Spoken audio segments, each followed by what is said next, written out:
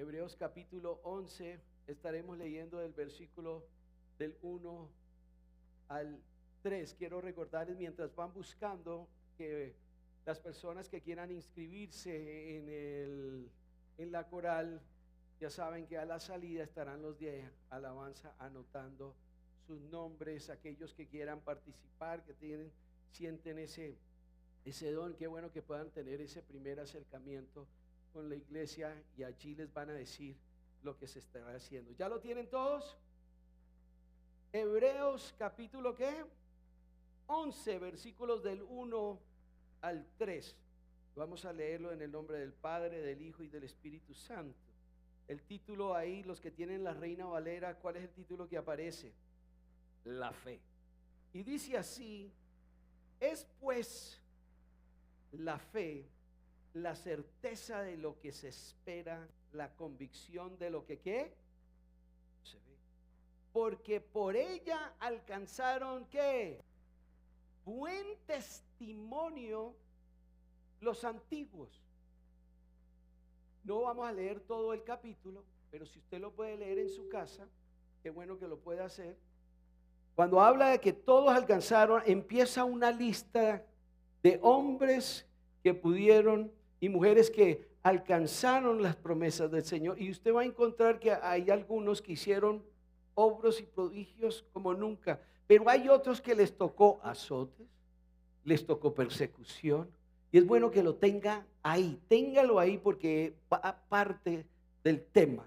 Por eso hago la aclaración. Y en el versículo, pero dice algo, que tuvieron todos ellos ¿qué? Buen testimonio. Todos ellos tuvieron buen testimonio. Y sigue en el versículo 3 diciendo: por la fe entendemos haber sido ¿qué? Constituido el universo por la palabra de Dios. De modo que lo que se ve fue hecho de lo que ¿qué? No se veía. Señor, te damos gracias por tu palabra. Gracias por este momento tan especial que nos permites estar ante ti. Te pedimos, Espíritu Santo de Dios, dirección a cada palabra. Todo lo que se diga sea para tu gloria. Quita lo que tengas que quitar, quita cualquier pensamiento, cualquier distracción, todo lo que no sea tuyo, y te pedimos que seas tú obrando. Señor, si alguien ha venido con un corazón de piedra, nuestra oración siempre es que tengamos un corazón de carne, sensibles a lo que hoy tú nos quieres hablar, Señor. Te lo pedimos en ese nombre que es sobre todo nombre, nuestro Señor Jesucristo. Y la iglesia con alegría dice amén y amén y amén. Sí, denle un fuerte aplauso al Señor por su palabra. Puede tomar asiento, póngase cómodo.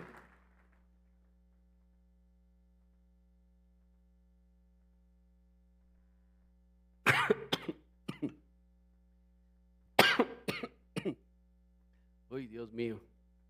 Y uno llega a una edad donde todo entra al revés. Padre Santo. Hoy quiero hablarles acerca de la fe. Y el título que hemos querido ponerle es la verdadera fe. ¿Por qué verdadera fe? Porque en el Evangelio probablemente muchos han sido desinformados, otros han malinterpretado la palabra fe. Y una de las metas que tenemos en el día de hoy es que podamos nosotros en este día ser conscientes acerca de lo que es la fe, que no es lo que aparentemente pensamos que puede ser, sino qué bueno que lo podamos ver a través de las Escrituras. ¿Y por qué es importante que nosotros hablemos acerca de la fe? Porque es un tema elemental para el creyente. La fe es la columna vertebral del creyente. Es lo que lo mantiene ¿qué? Firme. Y cuando uno habla de la columna vertebral, se encontrará que la fe está relacionada con todos los temas que nos competen. Absolutamente todos. Usted quiere hablar de justificación. Estuve mirando aquí algunos versículos. Por ejemplo, si usted quiere hablar de justificación, en Romanos 5, capítulo 1, dice: justificados pues, ¿por qué? Es por la fe. Cuando uno quiere hablar acerca de santificación y purificación, en Hechos capítulo 15, versículo 9 dice, purificando por fe sus corazones, ¿a través de la qué? De la fe. Si queremos hablar acerca de una oración contestada, Señor, quiero que mi oración sea contestada. En Marcos capítulo 11, versículo 24, dice que todo lo que pidieres en oración, creyendo, ¿lo vas a qué? Recibir. Todo tiene que ver con la fe. Si usted quiere hablar del tema sobre cómo vencer al mundo, Primera de Juan, capítulo 5, 4, dice, esta es la victoria que ha vencido al mundo, vuestra fe. Si hablamos de obediencia, usted va a encontrar que en Romanos capítulo 1, versículo 5 dice, por quien recibimos la gracia y el apostolado para la obediencia de la fe. ¿De la obediencia qué?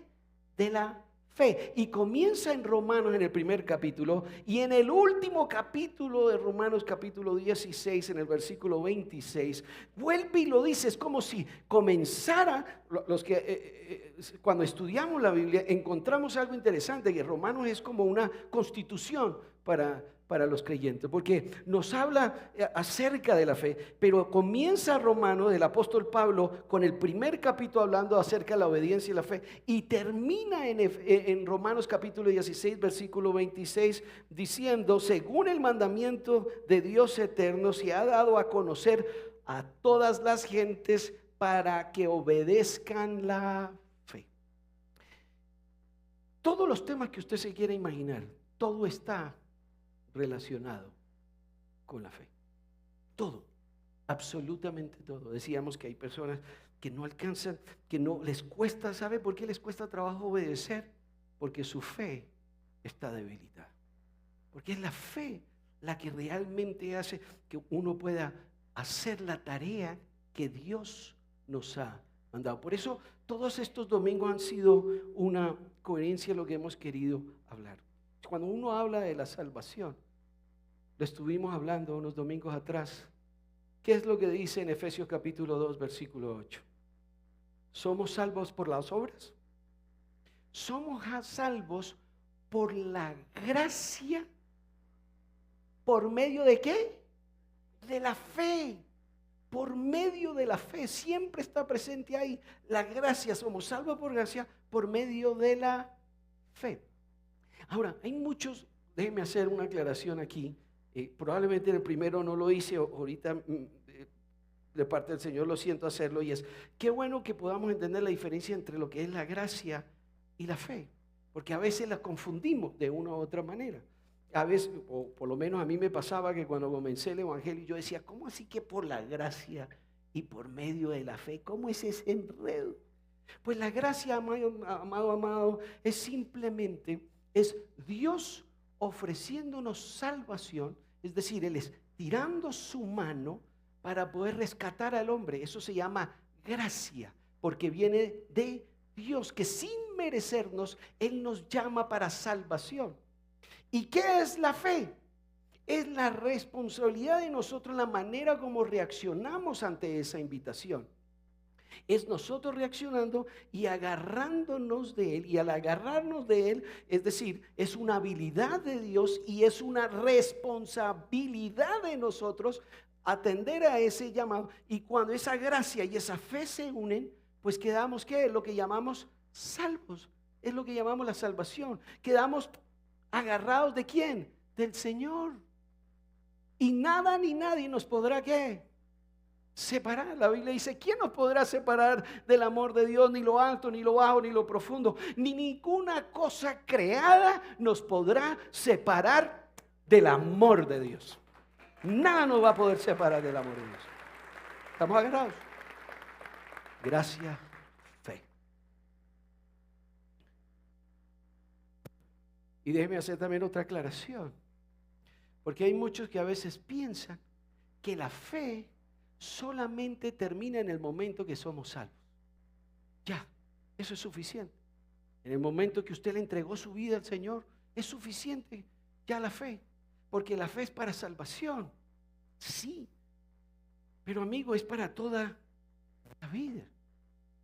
Hay muchos que a veces dicen, no, lo que pase aquí, eso es insignificante. No, lo importante es la eternidad. Amén, lo importante es la eternidad. Pero también lo importante es lo que nosotros aquí vivimos. Y a veces hay gente que dice, no, la fe solamente es para salvación. ¿Usted se imagina llegar a alguien y decirle, amigo, conozco a alguien que puede limpiar sus pecados y puede vivir con él en la eternidad? Y la persona me diga, sí, pero ¿será que esa persona me puede ayudar aquí en este enredo que estoy en mi vida, que no sé si para dónde coger? ¿Será que puede cambiar mi mal genio? ¿Será que puede transformar toda mi vida que ha sido un caos? Y que usted le diga, no, mire, eso no importa. Lo importante es la eternidad. Yo no culparía a una persona que diga, gracias, pero no me interesa. ¿Sabe por qué? Porque a veces terminamos dando un mal mensaje. ¿Qué es el evangelio de Dios? La palabra evangelio, ¿qué significa? Buenas nuevas. Eso es lo que significa el evangelio, buenas nuevas. El Señor siempre tuvo buenas nuevas para sus hijos, siempre. Y déjeme remontarme en la historia, porque cuando uno mira el Antiguo Testamento, uno que es una sombra nomás, una sombra de lo que iba a venir, es una sombra, es algo como que era una pequeña muestra. Cuando el Señor sacó a Israel de Egipto y lo liberó de Egipto, lo llevó a la tierra prometida. ¿Siempre le dio esperanzas a su pueblo? Sí. Y cuando uno ve ese recorrido es interesante, teológicamente hablando. Porque si usted mira cómo fue redimido Israel, porque dice que en el momento que cayó la última plaga, la manera que fueron salvos fue matando al cordero, y con la sangre del cordero lo ponía en los dinteles de las puertas. ¿Para qué? Para que el ángel de muerte llegara, simplemente pasara por enfrente y no entrara. Así fue la manera que Faraón terminó diciendo, está bien, váyanse. Y es la manera como son libres de Egipto. Perdón, ¿nosotros no fuimos salvos por la sangre de Cristo? ¿No fuimos librados por la sangre de Cristo? Claro. Pero no solo eso, dice haciendo el análisis, haciendo ese paralelismo, lo que dice que los saca no solamente de dónde, de Egipto, los libera de Faraón, que representa el enemigo, Egipto, que representa el mundo. No solo que los saca, y dice que los lleva y ellos van y entran en el Mar Rojo. Y cuando salen del Mar Rojo, dice que vinieron los enemigos y me entraron, y cuando ellos entraron a las aguas las hundieron, y sus enemigos que tanto daño le hicieron quedaron enterrados debajo del agua. Perdón, ¿eso no significa el bautismo? ¿No es eso? No es el bautismo cuando nosotros somos bautizados, dice que entramos en las aguas y ese viejo hombre que tanto daño nos hizo no queda enterrado en las aguas. Eso es lo que dice la Biblia. No es un simbólico, no simboliza este recorrido del creyente. Y no solo salen, sino que salen y dice que fueron a la tierra, a Canaán llegaron a la tierra prometida. Y estando en Canaán, dice que pelearon con gigantes. Amigo, nosotros no seguimos peleando con la carne, no es un gran gigante en las emociones que tenemos nosotros, los deseos de la carne, no es un gran gigante que tenemos y seguimos combatiendo con ellos. Sí, si usted mira, es la manera que como es una sombra de lo que ha de venir. Pero dice la Biblia que hay un punto en el centro aquí, en donde hay una generación de Israel que nunca entró a la tierra prometida.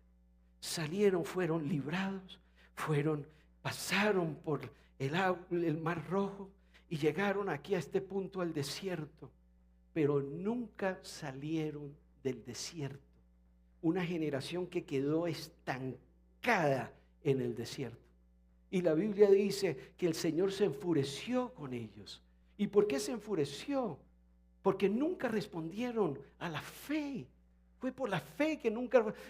Esto no es un invento mío. Si usted lo mira en 1 Corintios capítulo 10, todo el capítulo, léalo en su casa, porque aquí no vamos a tener tiempo, pero léalo en su casa. ¿Cómo hace esto? Lo que yo estoy diciendo está ahí.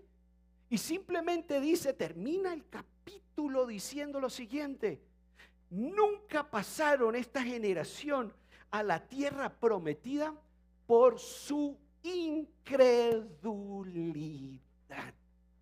por la falta de fe.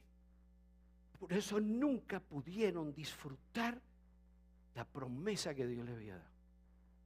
Unos sí, pero los otros no. ¿Se dan cuenta lo importante que es este tema?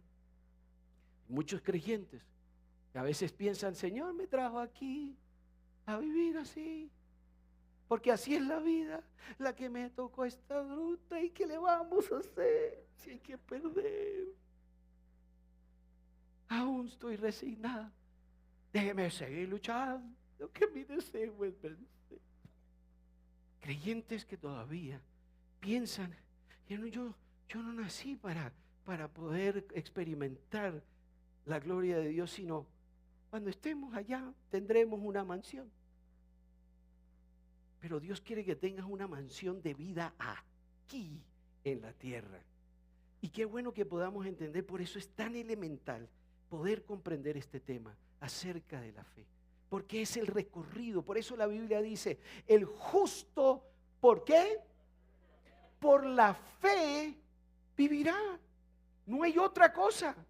Por todo ese recorrido lo tiene que hacer la fe. Y las promesas del Señor se alcanzan a través de la fe. Y fíjense lo que nos dice el texto, entremos en materia porque se nos fue el tiempo. ¿Qué dice en Hebreos capítulo 11? Es pues la fe, la certeza de lo que se espera. Parémoslo ahí. Es pues la fe, la certeza. Si usted tiene otras versiones, el King James trae una versión interesante porque dice que es pues la fe, la sustancia.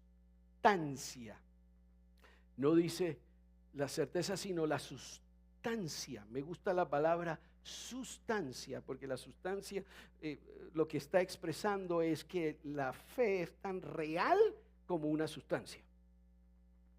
Es decir, usted ve una sustancia y lo primero que uno no tiene duda de algo que está ahí, ¿sí o no? Es real. La fe es real. Es decir, uno no pelea, por ejemplo, con la realidad. Así no la entienda, uno no pelea con la realidad. Si un viento empieza a soplar, yo no me voy a poner a pelear con el viento. ¿De dónde vendrá? ¿De dónde se formó? ¿Cómo vino? ¿Usted sabe de dónde viene el viento? ¿Sabe para dónde va? No. ¿Qué hace uno? Uno actúa de acuerdo a la realidad.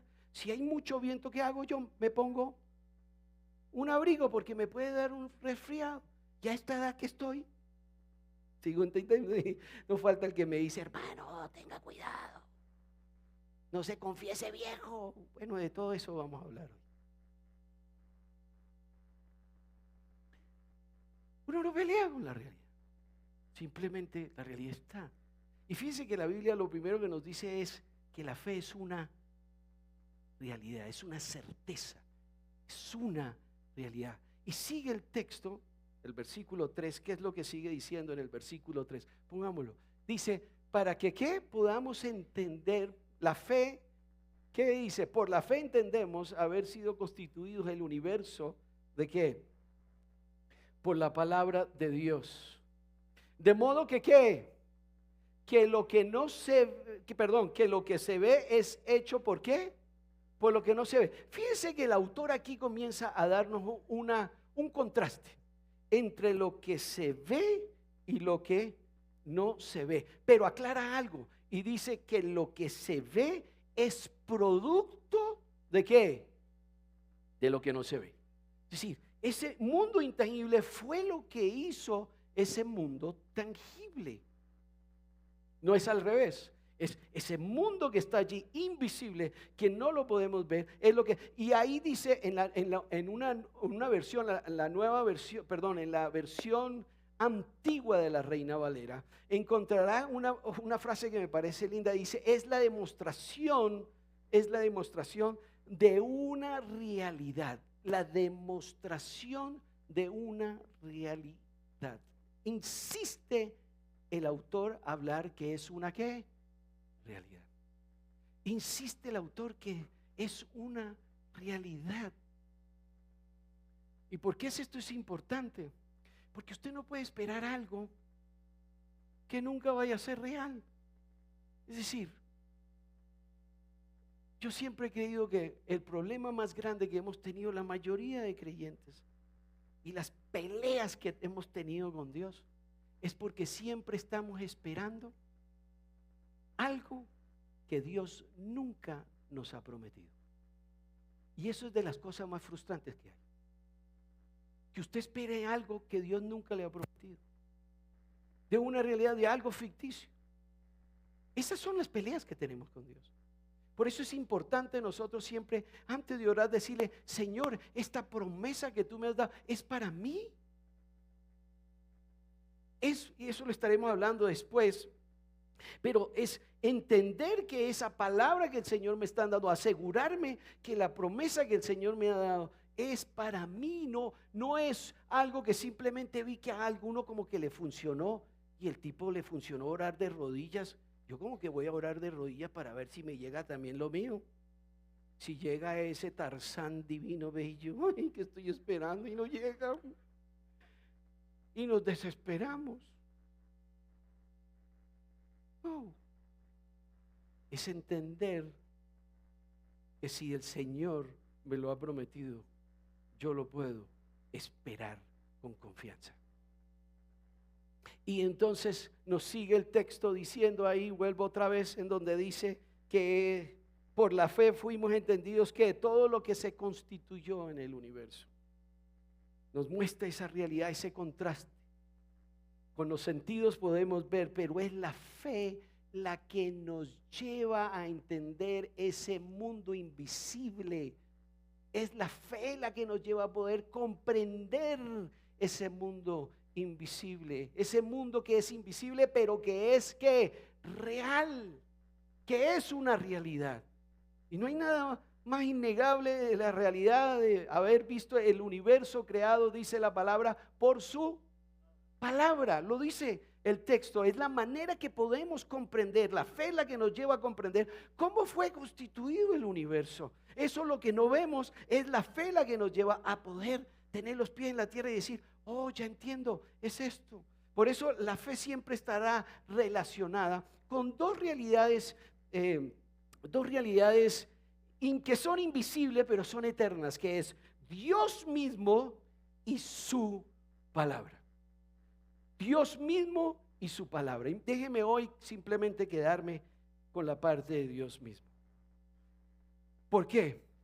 Porque el objeto de la fe es Dios mismo. No es la fe puesta en sí misma. Es decir, no es la fe la que todo el mundo a veces pensamos.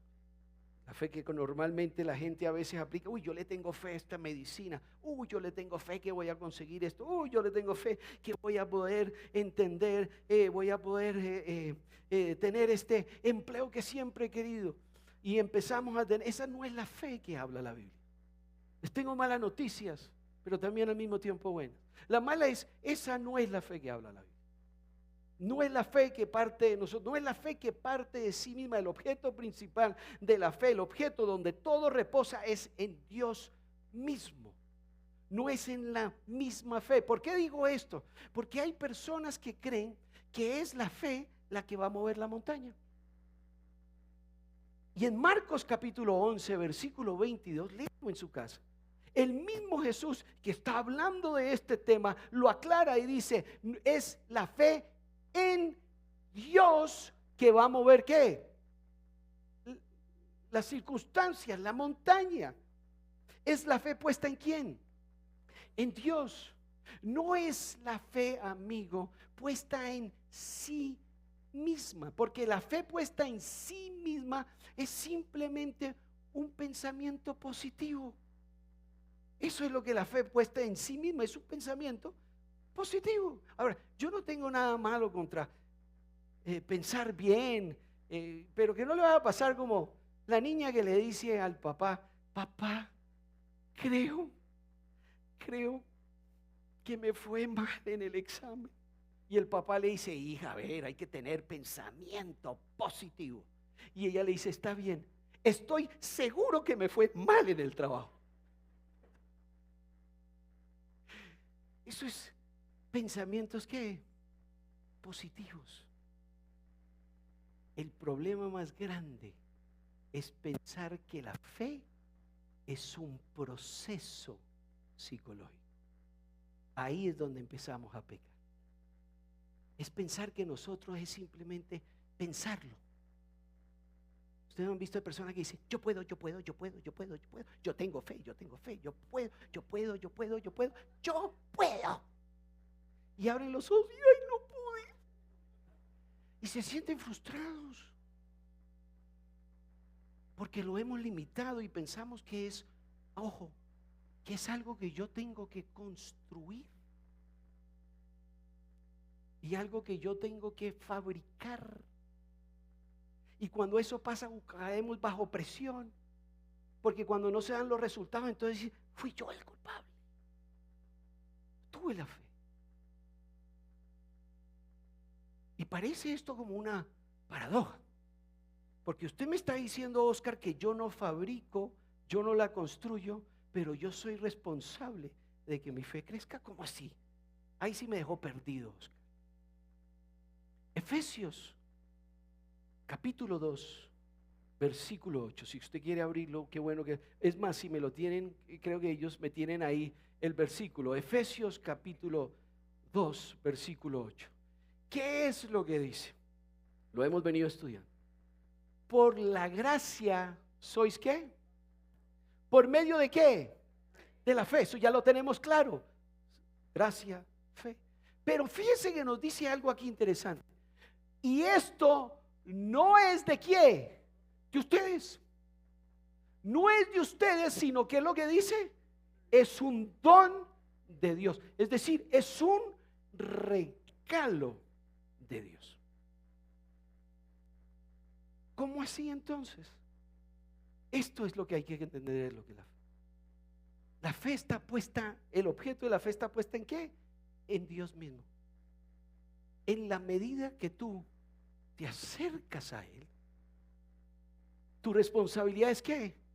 Acercarse. En la medida que te acercas a Él, Dios mismo es el que se encarga que tu fe comience a robustecer. Es Dios, no soy yo. Y en la medida que te alejas de Dios, ¿qué es lo que va a pasar? ¿Tu fe qué? Va a menguar. Porque tu fe no depende de lo que tú hagas, tu fe depende de lo que Dios hace y fluye, Cristo fluyendo, ¿qué? En mí. Por eso en Gálatas capítulo 2, versículo 20, dice claramente, ya no, el apóstol lo pone así, ya no vivo yo, mas Cristo, ¿qué? Vive en mí. Lo que vivo en la carne, ¿qué es lo que dice? Lo vivo en la fe mía. Dice, lo vivo en la fe de ¿quién? Del Hijo de Dios. Es en la fe en Él. No es que yo lo voy a construir. En la medida que me acerco, ¿qué es lo que pasa? Mi fe empieza ¿a qué? A crecer. A crecer. El problema es que muchos a veces están aquí bien lejos del Señor y están diciendo, no tengo fe, claro. ¿Qué es lo que tenemos que hacer? Acercarnos, abrazarlo. Inmediatamente la fe de nosotros empieza ¿a qué? A crecer. A crecer. Hay momentos que yo estoy muy difícil en la vida. Yo hay momentos que no sé qué escoger y a veces miro por un lado y no encuentro salida y digo, Dios mío, ¿qué voy a hacer? Y el Señor siempre me recuerda, tengo que ¿qué? Voltear y acercarme a Él. Cuando veo todo que está perdido, que siento que todo está perdido, ¿cómo rebusta eso la fe? Me acerco a Él y entonces lo abrazo. Por eso la Biblia dice en Hebreos capítulo 12 versículo 2, léalo en su casa, dice, puesto los ojos en ¿quién? En Jesús. Puesto los ojos en Jesús, quien es el autor y consumador de la fe. Es decir, en Él comienza y en Él ¿qué? Termina todo. En Él comienza y en Él termina todo. Tu fe se va a robustecer cuando lo abrazas, cuando te acercas. Por eso hay tantas frustraciones, porque a veces pensamos que yo puedo. No, es más sencillo de lo que pensamos. Es voltearme y mi foco va a estar puesto en Él. Me encanta esa palabra cuando dice en Hebreos capítulo 12 versículo 2, dice puesto los ojos en Jesús, porque cuando uno va al original, hay la expresión que utiliza ahí en el original es quite los ojos de todos lados, quite los ojos de todos lados y solo ponga su mirada en Cristo. Quitar los ojos de todos lados, porque cuando estamos en problemas lo primero es que estamos buscando ¿quién me ayuda? ¿Quién? Uy, ahora ¿quién podrá defenderme? No es el chapulín, amigo. No lo es. Es simplemente tener la habilidad de ¿qué? Cambiar mi foco. El foco está en Cristo. Y cuando me acerco a Cristo, entonces me vuelvo más fuerte de lo que soy. Es estar cerca de Él. El problema es que queremos todo el tiempo sacar a Dios de la ecuación y queremos hacerlo a nuestra manera, y eso es lo que nos está matando, iglesia, porque queremos sacar a Dios de la ecuación. Pensamos que Dios no es importante, lo voy a hacer a mi manera. Eso fue lo que le pasó a Adán y a Eva. Eso fue lo que le pasó a Adán y a Eva. Cuando el Señor los puso en el Edén, lo hemos venido estudiando, no sé si ustedes se acuerdan, lo hemos venido estudiando, lo estuvimos hablando en la Semana Santa, que el Señor cuando los puso en el Edén a Adán y Eva, dice que alrededor puso árboles por todos lados. ¿Árboles de qué? Dice que de bien. Árboles para que se pueda ¿qué? Comer. Dice que puso árboles por todos lados, árboles por todos lados. Y en el centro del Edén puso lo que fue el árbol de la ciencia, ¿de qué? Del bien y del mal. Y al mismo tiempo puso otro árbol que se llamaba el árbol de la vida, que representaba todos los otros árboles. ¿Y qué le dijo el Señor? De este árbol puedes ¿qué? Comer. Pero de este árbol de la ciencia del bien y el mal, el día que comas vas a quedar muerto, es decir, separado de Dios. Lo que Dios le estaba presentando a Adán y Eva era dos estilos de vida. Uno que tenía vida, uno que estaba dependiente de ¿quién? De Dios. Eso es la vida en la fe en el Señor. Pero había otro que era el árbol de la ciencia del bien y el mal, que era completamente independiente de Dios. Era donde se empezaba a dudar de Dios. El uno era la vida de la fe y el otro era la vida de la incredulidad. Ahora yo les pregunto, ¿por qué el Señor los puso a escoger? Lo estuvimos diciendo hace 3 domingos atrás. ¿Por qué lo puso a escoger? Le dio la libertad a escoger. Porque nos hizo seres ¿qué? Libres. ¿Se acuerda que lo estuvimos hablando? Nos hizo seres libres. Solo una persona libre puede escoger. Pero una persona que no es libre no tiene derecho a escoger. Y el Señor, como los hizo libres, les dio el derecho a escoger. Pero la pregunta es esta, y se la formulo a cada uno de ustedes. ¿Por qué el Señor le dijo que del árbol del bien y del mal, del conocimiento del bien y el mal, no coma? ¿Por qué?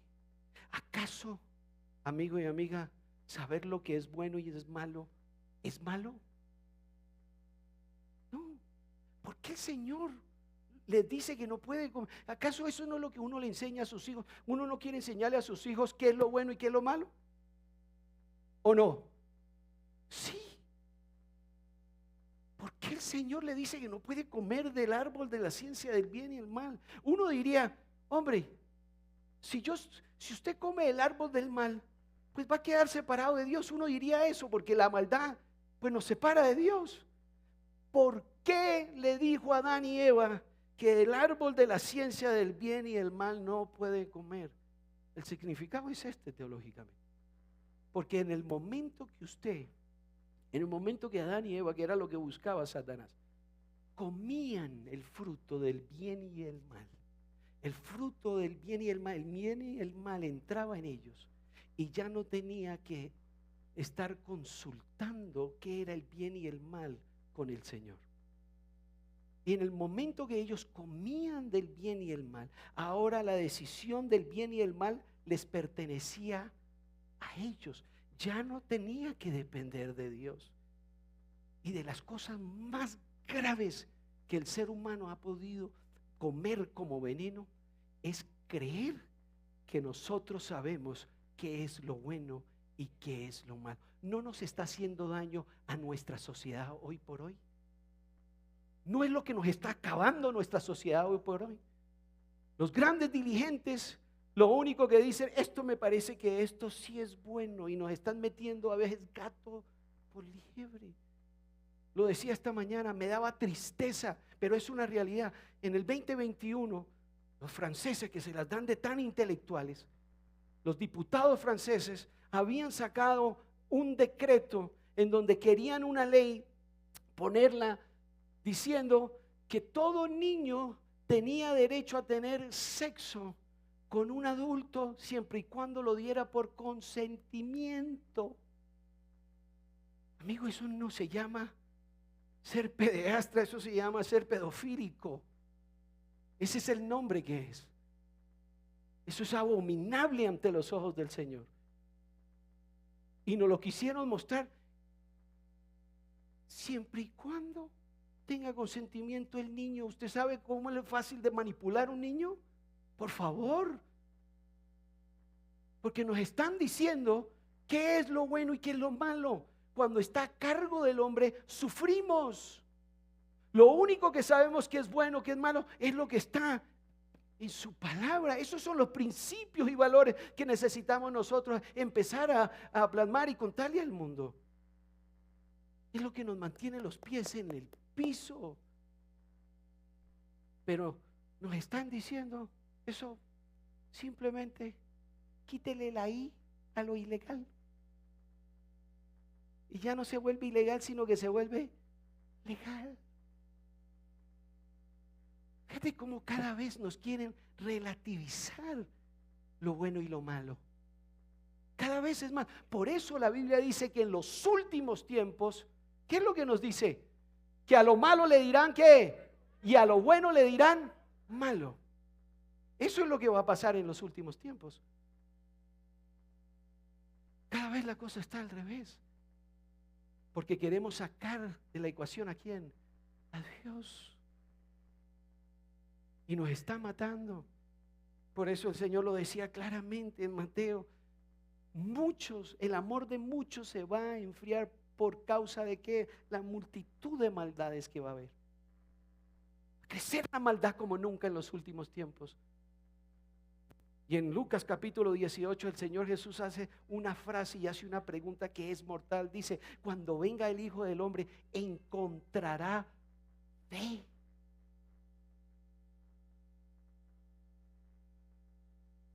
La fe, el objeto de la fe, está puesta ¿en quién? En el mismo Señor. No es la fe puesta en mi propia fe. Que lo único que vas a tener es destrucción y frustración, amigo. Y termino con esto para que los de alabanza le puedan decir a los de alabanza que vayan a pasar. Esta semana mi esposa me compartía algo, me decía, me mostraba acerca de el arca y la historia de Noé. Y la lógica era que me decía, lo más impresionante de la historia de Noé no fue que el Señor haya salvado a Noé de las aguas y del diluvio. Lo más impresionante de la historia de Noé es el arca de Noé. Porque el arca de Noé fue diseñado directamente por Dios. Dios le dice a Noé la manera como tiene que poner la madera, la manera como tenía que ser la longitud, la manera que tenía que ser la altura, la manera que tenía que ser lo ancho, absolutamente todo. Toda la información se la dio el Señor a Noé y le dijo cómo construirla. Pero a Dios le faltó un pequeño detalle, que no le puso timón a la embarcación. Y cualquiera diría, qué injusto Dios, que coja, porque aquellos que saben de navegación saben que se necesita un timón para poder esquivar algunas cosas, algunas tormentas, se necesita el timón. Y cualquiera diría, qué Dios tan amoroso ese, que los manda en un diluvio, en unas tormentas donde nunca nadie ha podido sobrevivir y lo manda sin timón. Qué injusto Dios. Pero ¿sabe por qué no hizo el timón? Porque el Señor le estaba recordando a Noé quien era el capitán de la embarcación, era él mismo el que iba a estar llevando. Es Dios quien nos lleva. Es el mismo Dios que nos lleva, amigo y amiga. Es Él. Fuimos diseñados para que Él nos lleve. El problema más grande es que queremos vivir lejos de Él. Queremos hacer nuestra propia vida. Y por eso a veces decimos, Señor, ay, ¿qué hago? No sé qué hacer. El Señor te está recordando en el día de hoy, te está diciendo lo único que tienes que hacer, amigo y amiga, es acercarte a Él. La Biblia dice, búscalo mientras ¿qué? Búscalo mientras pueda ser hallado. Que cuando tú lo buscas, ¿sabes qué es lo que pasa? Cuando te encuentras, el Señor coge tu fe, te la levanta y entonces empiezas a pedir con confianza, Señor, gracias. Ya no estás diciendo, Señor, quiero esto, sino, Señor, que se haga tu perfecta y bendita voluntad. Porque todo lo que tú vayas a hacer va a ser perfecto. Todo. El piano no hay quien. Si no hay nadie que toque el piano, yo puedo tocar el piano, hermano. Mire, termino con esto. Hebreos capítulo 11, versículo 6. Leímos los 3 primeros. Baje al versículo 6.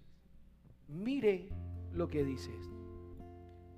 Pero sin fe, ¿es qué? Es imposible agradar a Dios. Sin fe es imposible agradar a Dios. Pero ¿qué es lo que sigue diciendo? Lo tenemos aquí, si lo tienen ahí. Hebreos capítulo 11, versículo 6. ¿Lo tienen ahí? Por favor, si me lo pueden poner. Hebreos capítulo 11, es que no lo veía bien, pero se me olvidaba que tengo gafas. Está bien. Hebreos capítulo 11, versículo 6 dice, pero sin fe es imposible agradar a Dios. Pero ¿qué es lo que sigue diciendo?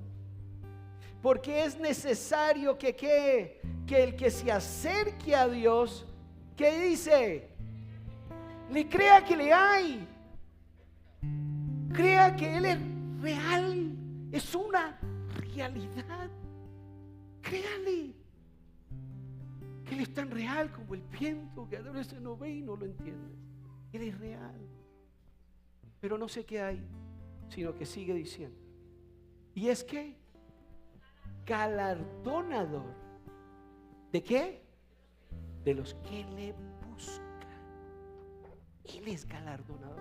Es decir, que Él que premia al que le busca. No es un Dios amoroso, justo y bondadoso. Lo es, amigo. Lo es. Lo único que te está pidiendo es: acércate. Nuestra fe es responsable de nosotros simplemente acercarnos. Tranquilo. No se estrese, amigo. No se estrese. ¿Qué hago? ¿Ustedes han visto los enamorados? ¿Cómo son los enamorados? Vean los pelados enamorados. ¿Será que ellos todo el día están diciendo: tengo que amarla, tengo que amarla, tengo que amarla, tengo que amarla? Para que esto dure tengo que amarla. ¿Sí dicen eso? No. ¿Qué hacen los pelados? Mantienen pegaditos como chicles. Gracias, mi hermana. Ahí salió una liberación, mi hermana. Eso está bien. Entre más tiempo están, entre más tiempo comparten, ¿qué es lo que va a pasar? ¿Más se enamoran? Tiene que estar orando. La fe no es: Señor, Señor, yo te digo, yo puedo. No, tómelo suave. Eso lo dile: Señor, me acerco a ti. Eso es lo que quiero, acercarme a ti. Y me acerco, y en el momento que me acerco, Él se encargará de coger tu fe y ponerla grande como un gigante. Solo Él. Y es a través de la fe que podemos llegar a las promesas